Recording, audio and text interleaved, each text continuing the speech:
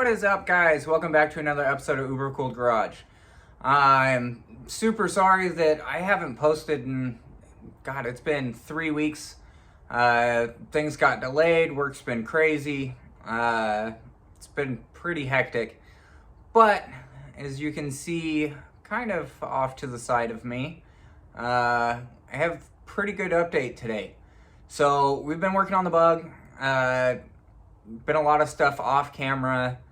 Things have been proceeding the way that they need to go. I have a bunch of parts on order. I'm going to order more here in the next couple days. I do have a new project in the driveway. It's going to be a quick, simple, easy fix. It's just a Volkswagen motor into a bug, but the motor that a buddy of mine had bought is blown up, so I'm just going to be replacing pistons, heads, and a couple things, and then we'll slap that into that car. So that'll probably just be a one video thing, but pretty cool little project, really nice car. We're gonna hop on that here pretty quick, and let's hop into the bug stuff. If you guys like the content that I'm doing, feel free to subscribe, share, any of that stuff. Like the video, it helps me out. If you guys have any comments on how I can make the videos better for you guys, do you guys want more time-lapse, less time-lapse, more explaining, any of that stuff, go ahead and feel free to comment below. Let me know. Trust me, you guys aren't being mean in the comments if you guys are criticizing some of the stuff that I do. If anything, it's going to help me make better content for you guys. I'm trying my best to explain everything and do everything in the best of my ability, but I really want to start proceeding the channel further, try and get it out more. The car, this bug is getting pretty close. So it seems like it's super far off, but I basically have everything to finish the car at this point. So now it's just a matter of time of getting stuff finished up and get everything situated. And I'm looking here probably in the next month, maybe two, firing this thing up and taking it for its first drive. So I think what I'm gonna do is build the entire car, get it running and driving, get the roll cage primered, just in case I have to change anything. So especially with suspension and stuff like that. So we're getting pretty close. So hope you guys enjoy, and we'll see you guys at the end.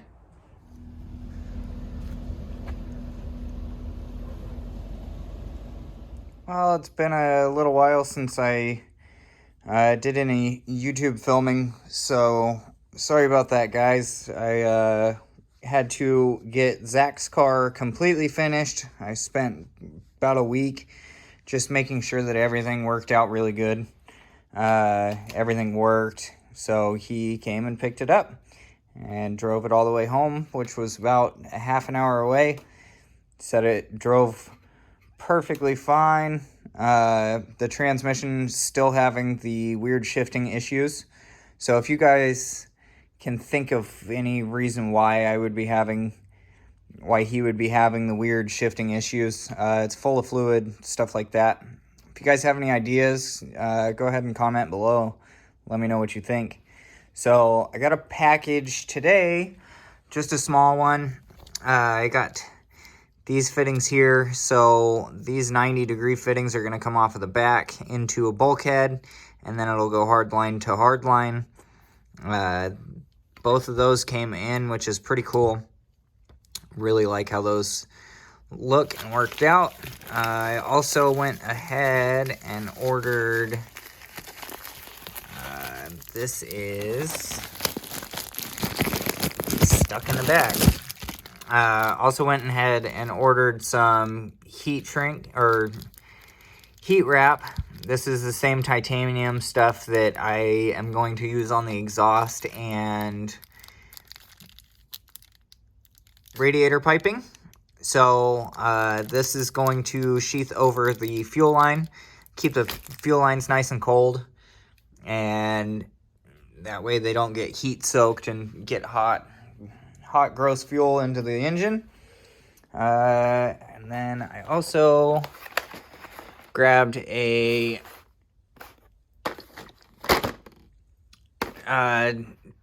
bubble flare kit for the brake lines and the clutch line. So I'm using stainless. Stainless is extremely hard to flare and get right. So this one, I talked to a couple different people. They all recommended this one. So figure I'll try it, let you guys know. If I end up liking it, then I'll put it in the description below. So I'll let you guys know how that works out. And then I got a tap for the rest of the heim joint ends, so I can do the passenger side as well now, get all of that all situated. I am having an issue with the rear suspension. So there's the hub, and then here's what I had before. So with the way that everything is, the suspension height and stuff like that and tire size, I'm running into quite a bit of interference. I'm gonna order tires here probably in the next day or two. That way I can get them here, figure out where the rear suspension actually needs to be, and then we will figure that out height-wise. As of right now, with the way that this one is set up, the ride height that I can run, I'll have like 5.5 inches underneath the car, which I do not want. The way that I wanted this car to set is I would like to have 2 inches underneath the car, 2.5 maybe. So I want it low, but not really low like my Gia was. So I'm gonna have to get the tires, get them on here, tack up the coilovers on both sides, get it set down on the ground to see ride height, and kind of go from there and figure out what I need. So I'm gonna order a bunch more parts, and that's the rest of the parts that I need, and the car will basically I'll have everything that I need to get the car finished. Just need a little bit of time to start knocking all this stuff out. So let's keep pushing forward on the car, and I'll just get as much of the little stuff done as I can.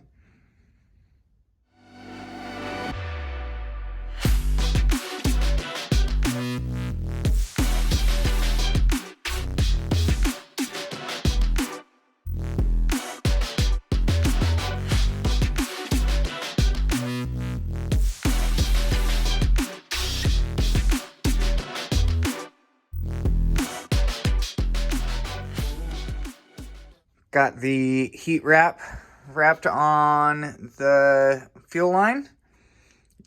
Super thick, went on really nice. It kind of shrinks and expands as you push and pull. So I went ahead and did shrink wrap on both ends. I still have to flare nut this one, but I might have to cut it, so I'll leave this the way that it is, get it in the car, make sure this is where it needs to be, and then I'll flare nut it, and then I'll do the heat shrink on this side too. But let's go ahead and do the snap for the second one. Bam! So there's both the rear fuel lines, feed and return.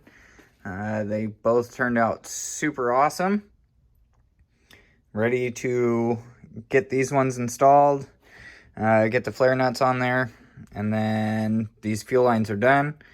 And then I can work my way to the front and start figuring out what I need beyond the front tunnel, go up into the fuel cell. But those turned out awesome. They look great. It's time to start finishing up little itty bitty bits on this car and getting it ready to go.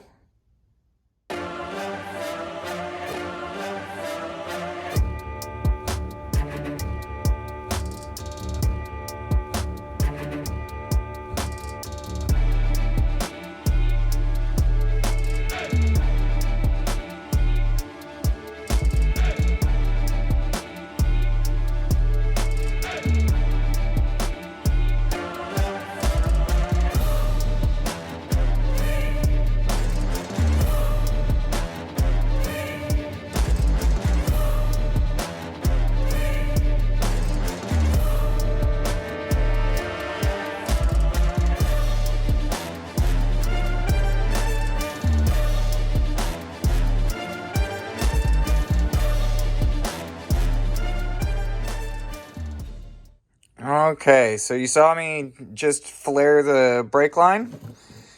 Like I said before, these are stainless. Very hard to bend and flare and all of that stuff. And with the Volkswagen stuff, it's all bubble flared. So this tool here makes a perfect bubble flare.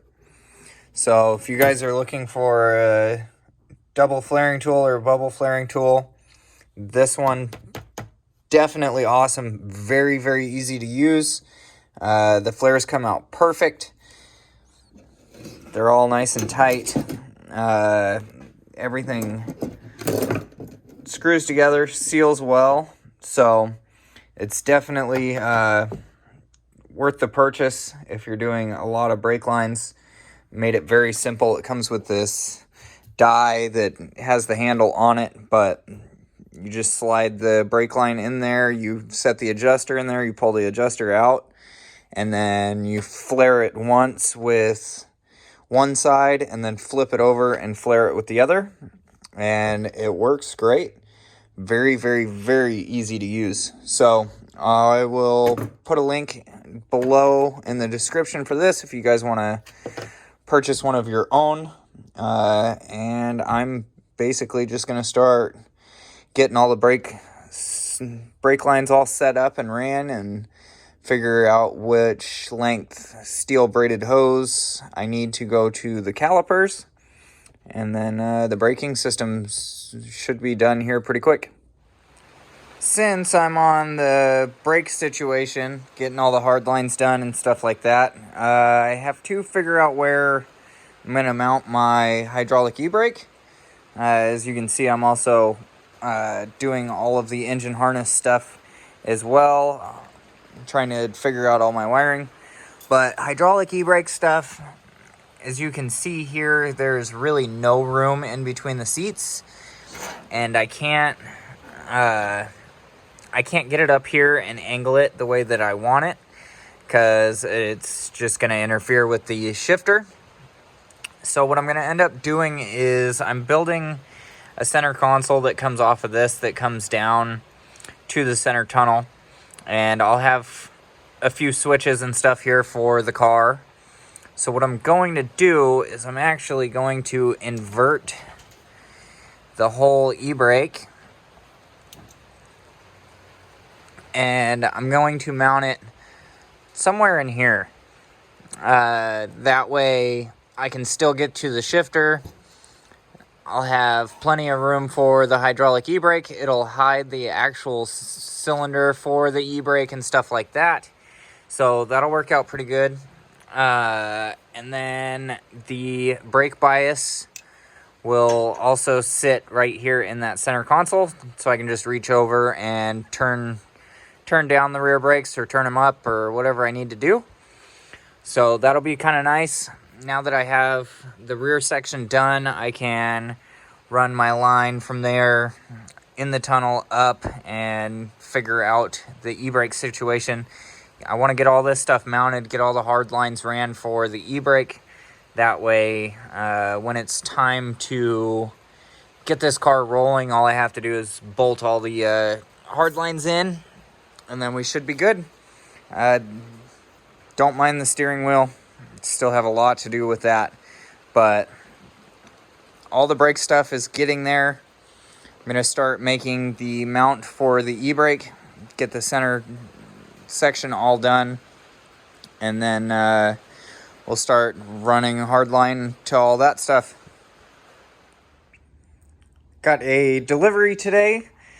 Got the tires for the Bug. I still have 2 more coming. They should be here tomorrow, but these are 225/45 Nittos. Some super sticky tires. So one of the biggest problems with this car, with the car being channeled 4.5 inches, so there's 4.5 inches out of the body, if you guys didn't know that already, is tire size.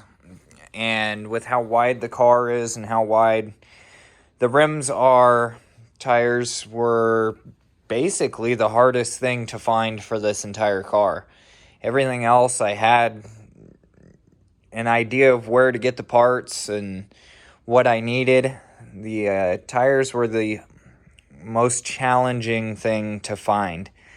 So thank you, Nitto, for actually making tires that are this wide that work with what I needed.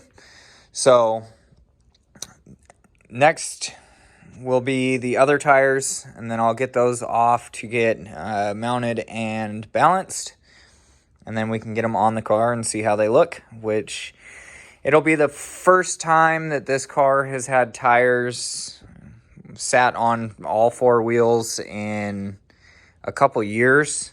In the last clip, you saw that I got the delivery of tires. Today, my other tires showed up. So these ones were for the front. Those are for the rear. So these are absolutely monstrous tires. These are 275/50/15s. So I really don't think I'm going to have a problem with traction with these.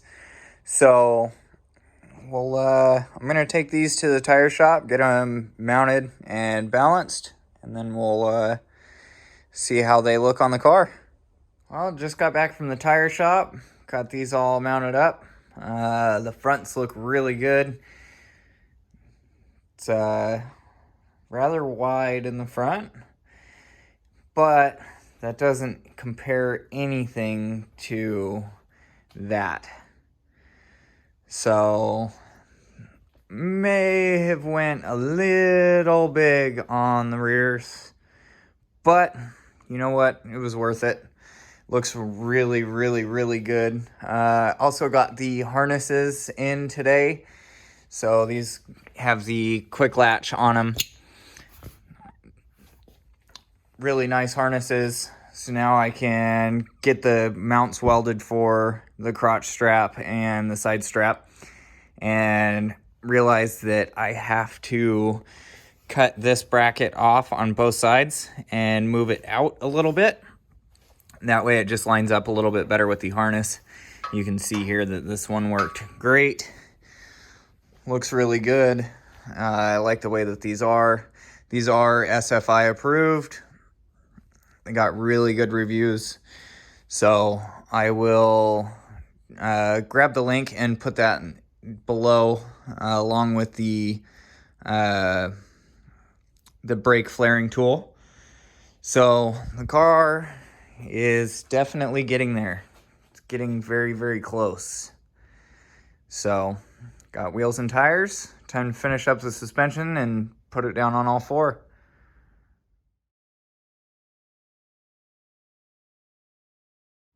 Just got a small box today in the mail. It's one of the most important parts of this entire build. So these are from Subaru gears. They are Subaru transmission to Porsche 930 CVs. So SubaruGears.com. So this is one of the biggest parts that I was waiting on. I have 930 CV joints on the way, as well as axles, rear brakes, and a couple other little bits. The stuff to rebuild the rear hubs. So all brand new bearings back there, brand new seals, all of that stuff. So basically this takes care of the entire rear end stuff that I need. So the only things that I have left to order on the car is stainless steel brake lines, braided hose, brake lines, shift cables, and a couple AN lines for the fuel system and the oil system. And that's it.